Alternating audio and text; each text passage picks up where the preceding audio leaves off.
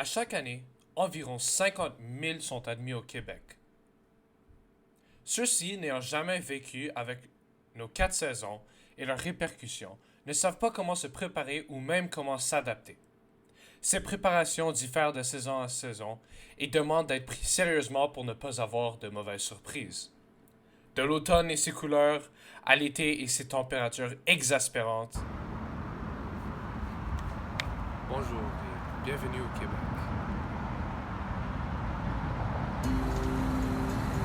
OK.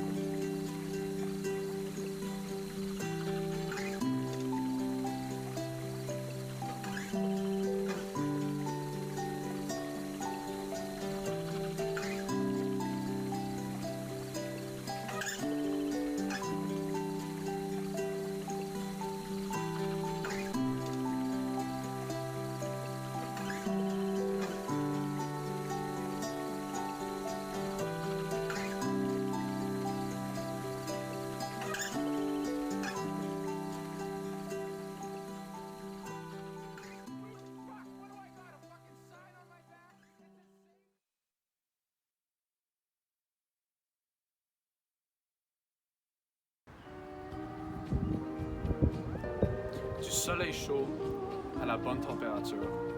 Bienvenue à l'été. Qu'en penses-tu, James? James?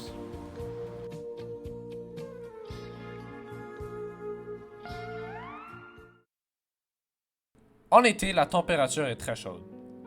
Elle est aux alentours de 20 à 30 degrés ce temps-ci. Cette température incite les jeunes et même les adultes à sortir dehors et faire des activités à l'extérieur comme le jogging, de la bicyclette, de la natation, du basket et toute autre activité. Pour la nutrition, le barbecue sort avec le melon d'eau et les popsicles.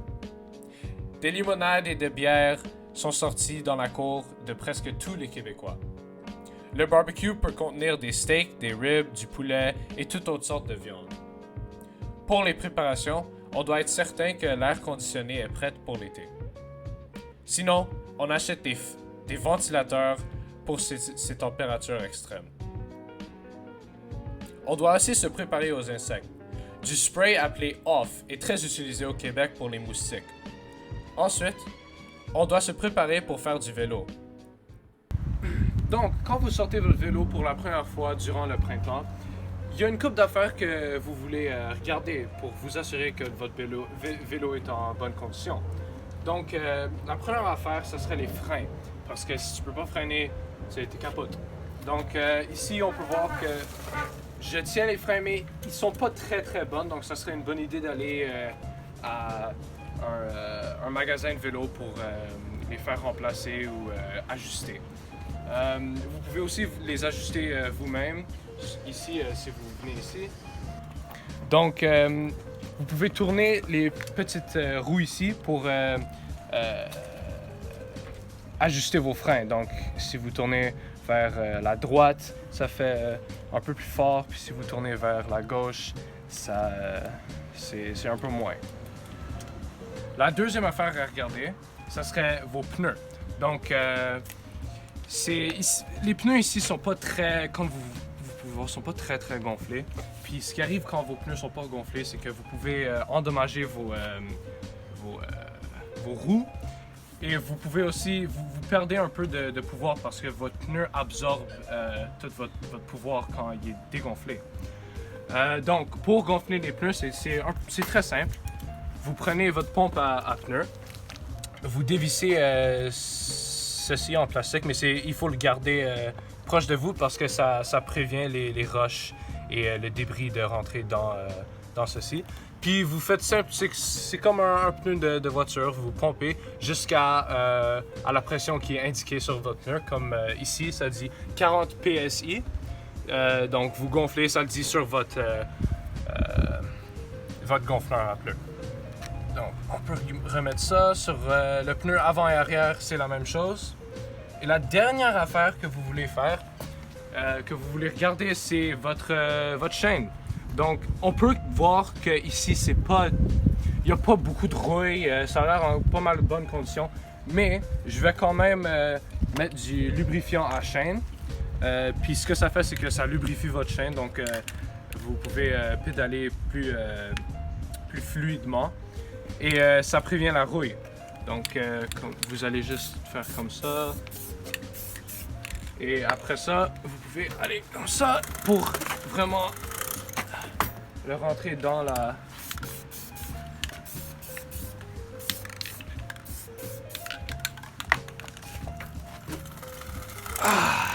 Et comme ça, vous êtes prêt à sortir votre vélo durant l'été.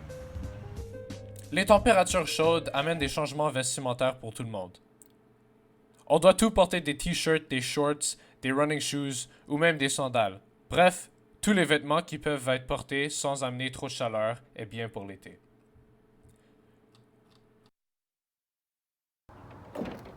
Bienvenue au garage de Christophe.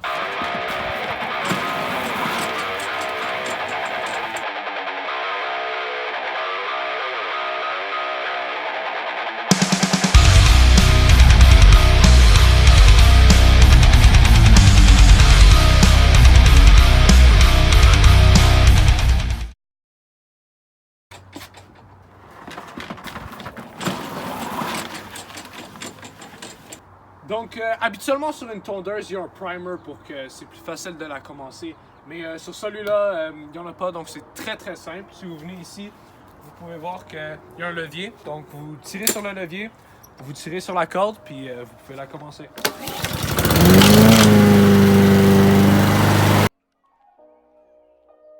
Donc, avec une tondeuse, ça peut être difficile de couper le gazon alentour des coins. Donc, on veut utiliser un différent instrument. Donc, si vous venez ici, vous pouvez voir ceci.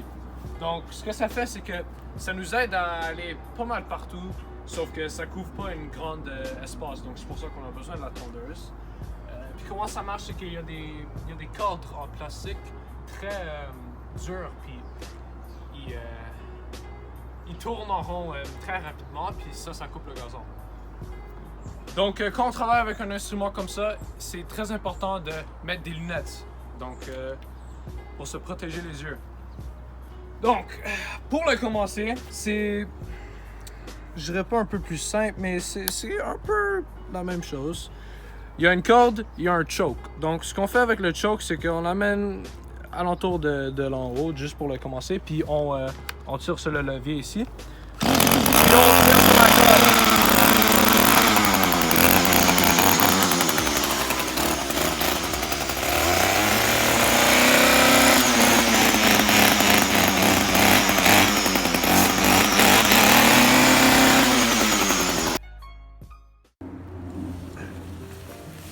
Des feuilles tombant des arbres aux festivités d'Halloween, voici l'automne.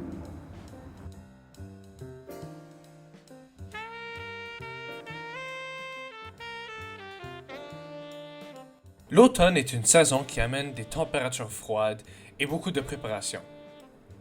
Une de ces préparations étant l'achat de gros sacs en papier pour les feuilles mortes tombant des arbres. L'accumulation de ces feuilles est la cause de la mort du gazon et d'autres espèces végétales pendant l'hiver. Une autre chose à préparer est les décorations d'Halloween et l'achat de la citrouille, bien sûr. Une activité appréciée par la majorité des enfants du Québec est de sculpter une citrouille pour ensuite placer la chandelle à l'intérieur et la mettre à l'extérieur pendant la soirée à l'Halloween. Cette soirée amène aussi le besoin de costumes et de bonbons pour les enfants. Au Québec, chaque petit sort de leur maison pour cogner à chaque porte et récolter le plus de bonbons possible. Mais cette saison n'apporte pas que l'Halloween et des températures froides. Elle apporte un besoin de linge plus approprié pour les conditions. Le froid peut amener le besoin d'un manteau d'hiver et d'un hoodie. Et si besoin, un imperméable puisqu'il y a tendance à pleuvoir beaucoup en automne. En tout de cela, on doit se préparer pour l'Action de grâce, une fête célébrée pour remercier la récolte de l'année. Même si elle est principalement une fête aux États-Unis, l'Action de grâce est une grande occasion au Québec et même au Canada au complet. Cette fête introduit la dinde, de la sauce aux canneberges, du jambon, et toutes sortes de patates, de la tarte aux citrouilles et plein d'autres accompagnements au menu.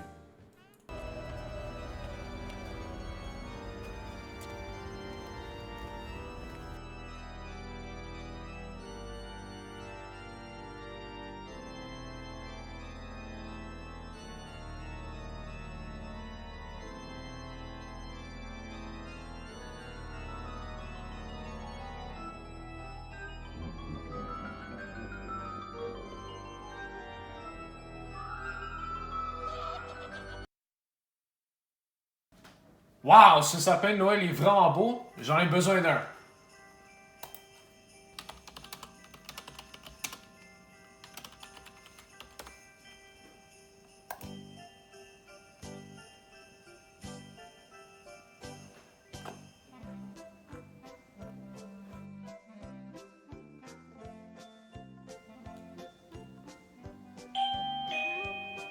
Ouh, c'est mon sapin!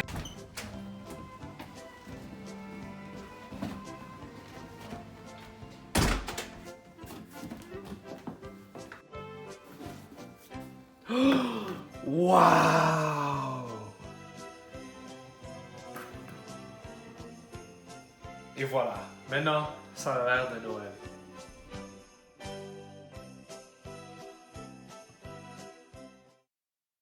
En hiver, la neige tombe et la température est hivernale, comme on le dit. À Montréal spécifiquement, la température est en moyenne de moins 5 degrés Celsius et durant le soir, moins 14 degrés. Évidemment, cette température requiert un autre type de vêtements d'être porté. On doit porter un manteau d'hiver, des gants, des bottes et un chapeau. Pour les enfants, un pantalon de neige est obligatoire. Les enfants vont absolument adorer jouer avec la neige. Ils peuvent créer des bonhommes de neige, aller glisser avec des traîneaux, construire des forts de neige ou même faire des anges de neige. Mais le plaisir n'est pas que réservé pour les enfants. Les adultes peuvent eux aussi faire de diverses activités.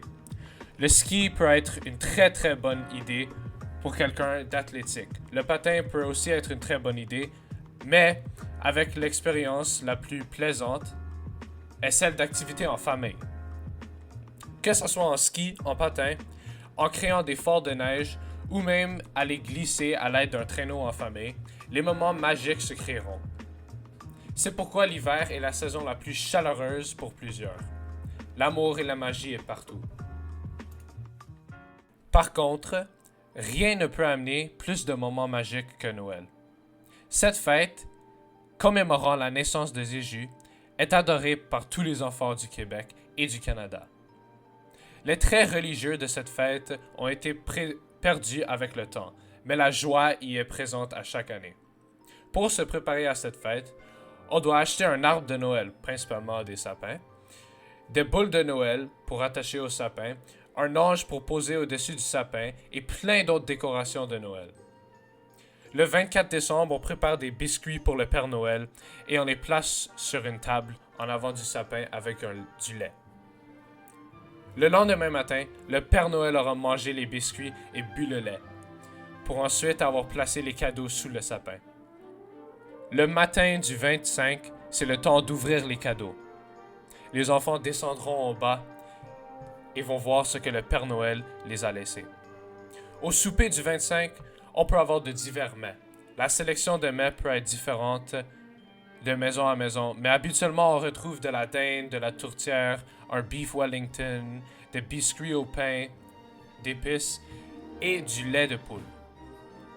C'est ainsi un gros repas qui rassemble la majorité de la famille et crée des tonnes de moments magiques et mémorables. Mais les préparations importantes ne sont pas très plaisantes. On doit changer nos pneus d'été pour ceux d'hiver, ce qui peut coûter très cher pour certains et qui peut devenir un problème pour ceux moins fortunés.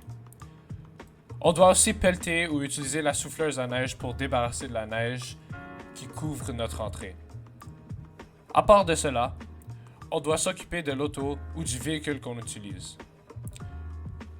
Peut-il être utilisé pendant l'hiver? Doit-on utiliser un tempo, une toile qui abrite notre véhicule? Quels sont les risques causés par la neige? Premièrement, plusieurs véhicules ne peuvent pas être utilisés pendant l'hiver. Donc, demandez au concessionnaire si le vôtre peut ou ne peut pas être utilisé pendant l'hiver. Deuxièmement, vous devrez probablement utiliser un tempo, si jamais vous n'avez pas accès à un garage. Si vous laissez votre véhicule dehors pendant qu'il neige, il risque d'être submergé par la neige quand vous vouliez l'utiliser. Plusieurs outils peuvent donc vous aider à enlever la neige et la glace de votre véhicule. Par exemple, une broche à neige ou une broche à neige télescopique. Troisièmement, les risques que vous courez pendant l'hiver par rapport à votre véhicule sont majeurs. Plusieurs personnes ont tué leur moteur en n'utilisant pas fréquemment leur véhicule pendant l'hiver. Vous devez utiliser votre véhicule le plus possible pendant l'hiver. En plus de cela, le froid peut geler votre vitre et causer de très gros dommages qui vont coûter cher à réparer. Donc, parfois au Canada, dans le printemps, on a des inondations. Comme vous pouvez voir derrière moi, l'eau monte jusque dans nos rues. Maintenant, on s'en va pour aider les gens à le centre. Comme vous voyez là-bas, on va les mettre dans les sacs pour que les gens puissent protéger leur maison, puisqu'ils n'ont pas d'assurance.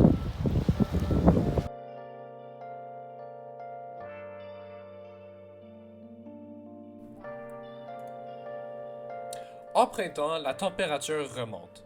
Elle varie de -8 à des températures de 16 degrés ou même 20 degrés récemment. En plus de températures variantes, le printemps amène des inondations au Québec. Les changements climatiques signifient que les inondations catastrophiques deviendront plus courantes. Mais les experts disent que les événements de la semaine passée ont mis en évidence le fait que le Québec n'avait toujours pas fait assez pour se préparer à telle catastrophe. Le reste du printemps est temps pour passer en famille ou avec des amis. Vous pouvez alors passer du temps dehors à jouer au basket, faire de la bicyclette ou n'importe quelle activité. Une fête célébrée par plusieurs au Québec est Pâques, la fête commémorant la résurrection de Jésus. Les familles du Québec feront des chasses aux œufs pendant Pâques.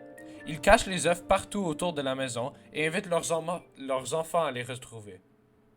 Dans les œufs, il se trouve du chocolat ou de petits cadeaux.